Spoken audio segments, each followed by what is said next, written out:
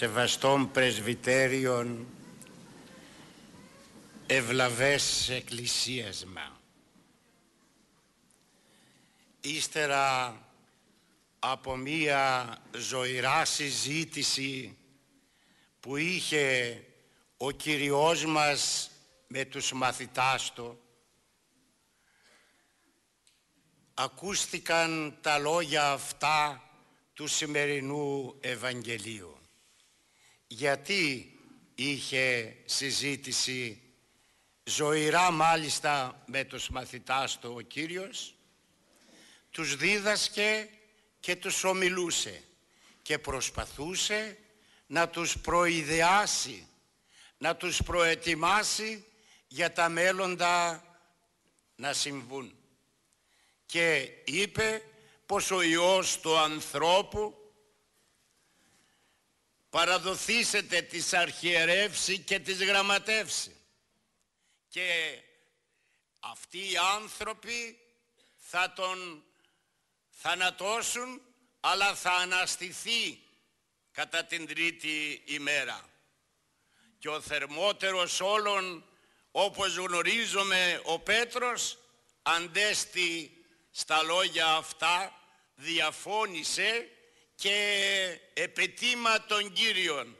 Θα το λέγαμε στα απλά εμείς, σαν να τον μάλωνε τον Κύριο για αυτά που έλεγε, γιατί ο Πέτρος είχε πλάσει μέσα στον εαυτό του μια εικόνα για τον Χριστό και τον ήθελε επίγειο βασιλέα και να είναι αυτός δίπλα και κοντά στο βασιλέα αυτόν τον ισχυρό, που θα απολάμβανε μπροστά στη δόξα του Χριστού, που θα ήταν ισχυρός και δυνατός, και αυτός από τη δόξα του Κυρίου μας.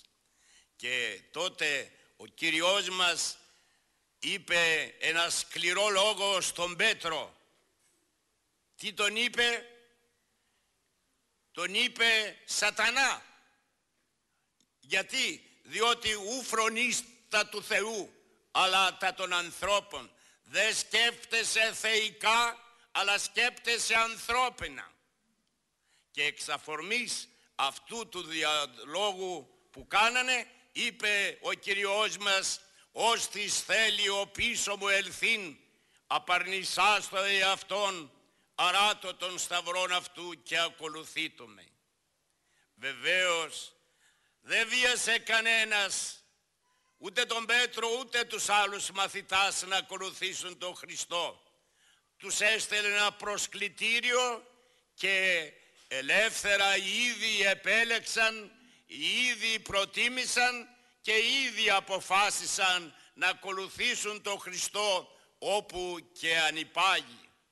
Και πολλές φορές όταν ο λόγος του Χριστού φαινότανε σκληρός και κάπου τα ακροατήριά του αρέωναν, γιατί έλεγαν πως είναι σκληρός ο λόγος ούτως, όμως ο Κύριος έλεγε, μήπως και εμείς θέλετε υπάγειν, μήπως και εσείς είστε ελεύθεροι, δεν σας δεσμεύει κανένας.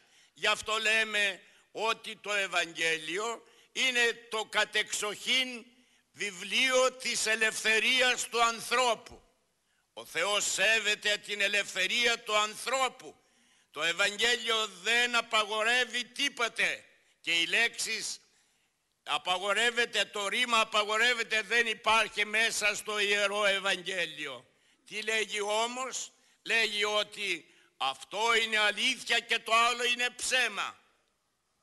Αυτό είναι αγάπη και το άλλο είναι μίσος. Αυτό είναι αρετή και το άλλο είναι κακία. Αυτό είναι δικαιοσύνη και το άλλο είναι αδικία. Αυτό είναι ελευθερία και το άλλο είναι σκλαβιά. Αυτό είναι αγιότητα και το άλλο είναι αμαρτωλοσύνη. Αυτό είναι σωτηρία και το άλλο είναι κόλαση. Επιλέγεις προσωπικά, με δική σου ευθύνη, παίρνεις απόφαση και ακολουθείς τον Α ή τον Β δρόμο. Σέβεται ο Θεός την ελευθερία του ανθρώπου. Επομένως, και εμείς οι άνθρωποι πρέπει να σεβόμεθα την ελευθερία των συνανθρώπων μας. Ο καθένας είναι μία προσωπικότητα. Μπορούμε να έχουμε τις απόψεις μας, τις αντιλήψεις μας, τις ιδεολογίες μας, τα πιστεύματά μας, αλλά όμως θα σεβαστείς το δικό μου πιστεύω και εγώ θα σεβαστώ το δικό σου. Δεν θα επιβάλλω δια της βίας τις δικές μου απόψεις σε οποιοδήποτε θέμα και αν διαφωνούμε, γιατί είμαι ο ισχυρότερος. Δεν θα επικρατεί ο νόμος της ζούγκλας και το δίκαιο του ισχυροτέρου για να διαπράττουμε εγκλήματα σε προσωπικό επίπεδο και σε γενικότερο επίπεδο, αλλά όλοι μας έχουμε χρέος να σεβόμεθα την ελευθερία των συνανθρώπων μας, αφού αυτός ο ίδιος ο Θεός σέβεται την ελευθερία των δημιουργημάτων του πλάσματός του, που είναι η κορονίδα της δημιουργίας ο άνθρωπος. Ώστε ελεύθερα μπορούμε να επιλέξουμε, αλλά από την ώρα όμως που θελήσουμε να ακολουθήσουμε και αποφασίσουμε από μόνοι μας να ακολουθήσουμε τον Χριστό, πρέπει να τηρήσουμε 1, 2, 3 όρους. «Ώστις θέλει ο πίσω μου ελθύν, απαρνησάς το εαυτόν». Να ο πρώτος όρος. Να αρνηθούμε τον εαυτό μας. Να μην ζούμε για τον εαυτό μας, αλλά να ζούμε για το Θεό μας και για τον αδελφό μας. Αυτός, αδελφοί μου, είναι ο νόμος της αγάπης. Να αγαπούμε το Θεό και να αγαπούμε την εικόνα του Θεού που είναι ο αδελφός μας. Όποιος δεν αγαπάει το Θεό δεν μπορεί να αγαπάει και σωστά τον αδελφό. Βεβαίως δεν πρέπει να ζητούμε αποκλειστική αγάπη, γιατί αυτή είναι αρρωστημένη, και για να είναι καθάρια και αγνή η αγάπη μας πρέπει να ανακλάται από το πρόσωπο του Θεού. Αγαπούμε το Θεό της αγάπης και από εκεί ανακλάται η αγάπη, τα αισθήματα της καρδιάς μας στους συνανθρώπους μας. Αλλά διαφορετική αγάπη έχουμε προς τον άνδρα μας, προς τη γυναίκα μας, προς τα παιδιά μας, προς τους αδελφούς μας. Όλους τους αγαπούμε. Τον καθένα όμως με μια ξεχωριστή αγάπη, διαφορετική αγάπη, αλλά τότε εάν αγαπούμε αληθινά είμαστε μέσα στο θέλημα του Θεού. Και ακόμη άρνηση του εαυτού μας σημαίνει να ζούμε για το Θεό μας και για τον αδελφό μας. Μη τα εαυτόν έκαστος ζητήτω, αλλά και τα εταίρο έκαστος. Δεν πρέπει να εξετάζουμε ποιο είναι το δικό μας το συμφέρον, τι συμφέρει σε μας, γιατί όποιος δεν αγαπάει το Θεό και τον αδελφό, τότε τι κάνει? Θεοποιεί τον εαυτό του, αγαπάει τον εαυτό του. Είναι αυτό που λέμε το αμάρτημα της φιλαυτίας. Ότι αγαπούμε και θεοποιούμε και κάνουμε κέντρο της ζωής μας και το κέντρο της γης και τον ομφαλό της γης τον εαυτό μας, όπως φτάσαμε σήμερα. Οι άνθρωποι εθεοποίησαν τον άνθρωπο. Είμαστε ισχυροί, είμαστε παντοδύναμοι και γύρω από το συμφέρον το προσωπικό μας κινούμεθα πάντοτε, αδιαφορώντας να δούμε τι κάνει ο αδελφός μας και τι συμβαίνει γύρω μας. Και λέμε ότι σήμερα έχουμε μια γενική αναστάτωση των εθνών, ότι οι κοινωνίες μας κατήντησαν ένα απέραντο φρενοκομείο, ο καθένας εξετάζει τον εαυτό του και φτάσαμε στο σημείο τα 5 δισεκατομμύρια των ανθρώπων να μην έχουν τα στοιχειώδη και απαραίτητα της ζωής. Να μην έχουν ψωμί, να μην έχουν νερό, να μην έχουν ενδύματα, να μην έχουν κατοικία, να μην έχουν φάρμακα, να μην έχουν ένα ποτήρι γάλα. Και όταν τα 5 δισεκατομμύρια στερούνται και των στοιχειοδιοστέρων αγαθών της γης, και το 1 δισεκατομμύριο αν είναι ολόκληρο, έχουν όλα τα αγαθά και απολαμβάνουν με τον ευδαιμονισμό τους και με την πληθώρα των αγαθών και δεν σκέπτονται κανέναν άλλον, τότε το φαινόμενο αυτό εγκυμονεί κινδύνους, κοινωνικές αναστατώσεις, πολέμους, αφανισμό της ανθρωπότητος από τον πλανήτη μας.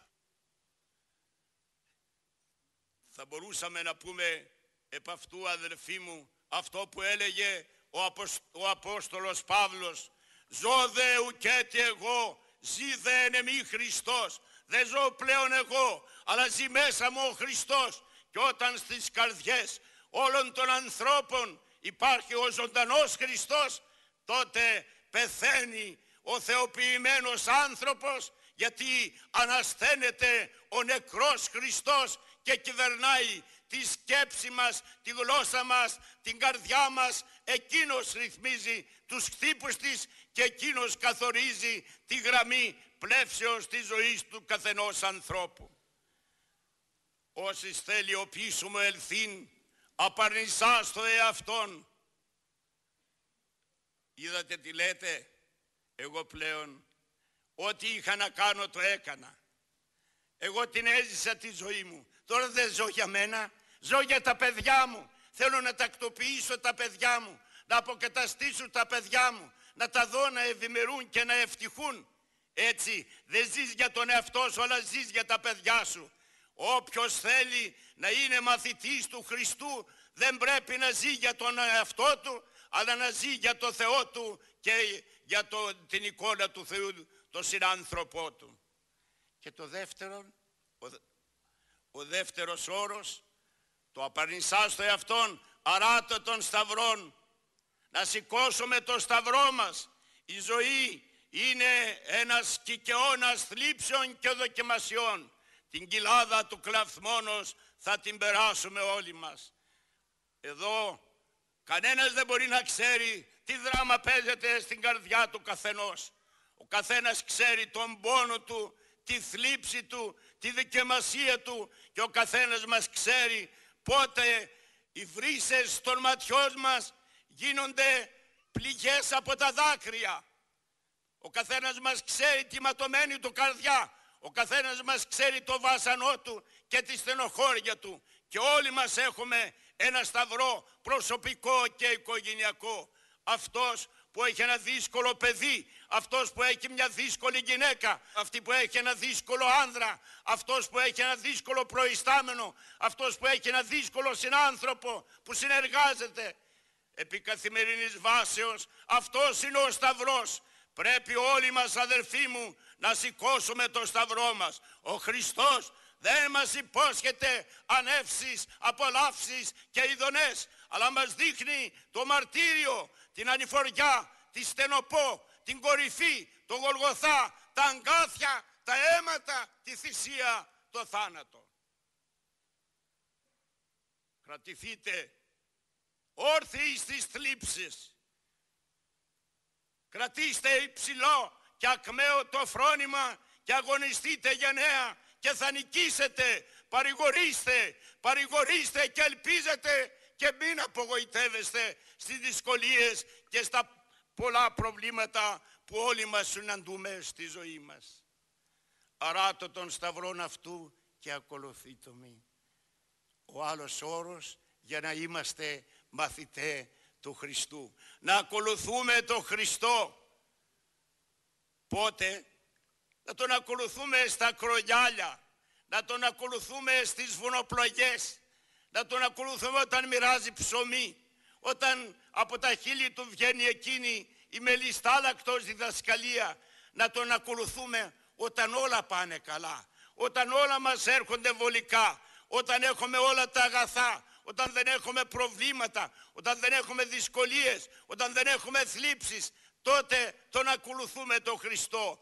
Και όταν αρχίσουν οι δοκιμασίες, τότε λησμονούμε πως είμαστε παιδιά του Χριστού και λησμονούμε πως όλοι μας πρέπει να σηκώσουμε το σταυρό. Ο Χριστός πρέπει να είναι μπροστά μας και εμείς να ακολουθούμε. Όχι μόνο σήμερα στην προσευχή, στη Θεία Λατρεία, στην Ιερή Σύναξη. Είμαστε και το υπόλοιπο της ημέρας χριστιανοί. Και όχι μόνο το υπόλοιπο της ημέρας, αλλά καθ' ολοκληρίαν και την εβδομάδα και το μήνα και το χρόνο. Είμαστε παντού και πάντοτε χριστιανοί. Δεν μπορούμε να λησμονούμε αυτήν την ιδιότητα. Την ώρα που σκεπτόμεθα αν έρθει ο Χριστός και μας ρωτήσει τι σκέπτεσαι παιδί μου, τι έχεις στο νου σου, τι φωλιάζουν μέσα στη σκέψη σου, τι φίδια, τι οχές, τι λογισμοί, τι πειρασμοί, τι θα απαντήσουμε? Και όταν έρθει ο Κύριος μας και μας βρει εκεί που στεκόμαστε και μας ρωτήσει τι κάνεις παιδί μου εδώ, διασκεδάζεις, γλεντάς, σπαταλάς τον πλούτο της αγνότητος της ψυχής σου, το θησαυρό της αιωνιότητος, θα μπορούμε να πούμε όπου και αν βρισκόμαστε, όπου και αν στεκόμαστε, θα μπορούμε Κύριε βρίσκομαι εδώ, δίνω την ομολογία, δίνω τη μαρτυρία, αγωνίζομαι εναντίον του κακού και της αμαρτίας. Θέλω να μπορώ να έχω τη δύναμη και τη θέληση να δίδω τη μαρτυρία τη δική σου Κύριε, και γι' αυτό ζητούμε τη χάρη.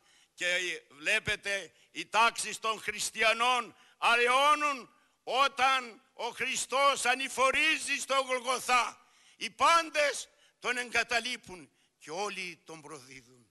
Όμως εμείς αδέλφια μου πρέπει να έχουμε μια απόφαση να ακολουθούμε τον Χριστό όπου και αν μας οδηγήσει, να ομολογούμε την πίστη μας με θάρρος και με γενναιότητα και με την απόφαση, όποιο και αν είναι το κόστος της ομολογίας και της μαρτυρίας, και είναι οι μέρες στις οποίες ζούμε που καλούμεθα όλοι μας να ομολογήσουμε την αλήθεια, να ομολογήσουμε την Ορθοδοξία, να ομολογήσουμε πως είμαστε παιδιά του Θεού μέσα σε ένα κόσμο που κατακλείζεται από το βόρβορο, την αμαρτία, τη λάσπη, την αθεία, την απιστία, την ειδωλολατρία.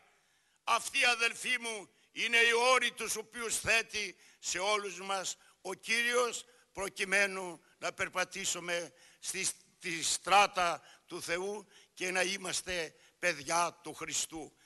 Όστις θέλει ο πίσω μου ελθύν, απαρνησά στο εαυτόν, αράτω των σταυρών αυτού και ακολουθήτω με. Μπρος με τον Χριστό και στη θάλασσα και στη φωτιά και στον πόλεμο και στα δύσκολα και στα εύκολα και στα ευχάριστα και στα δυσάριστα. Μαζί με τον Χριστό θα νικήσουμε και χωρίς Χριστό θα ιτηθούμε και θα χάσουμε και τη βασιλεία των ουρανών. Και θα είναι κρίμα εμείς που ακούσαμε, εμείς που γνωρίσαμε, εμείς που νιώσαμε, εμείς που πλησιάσαμε να βρεθούμε έξω από τη βασιλεία των ουρανών, από τον παράδεισο για τον οποίο κάνουμε αγώνα να εισέλθουμε και να τον κατακτήσουμε και να ζήσουμε την αιώνια ευτυχία. Αμήν.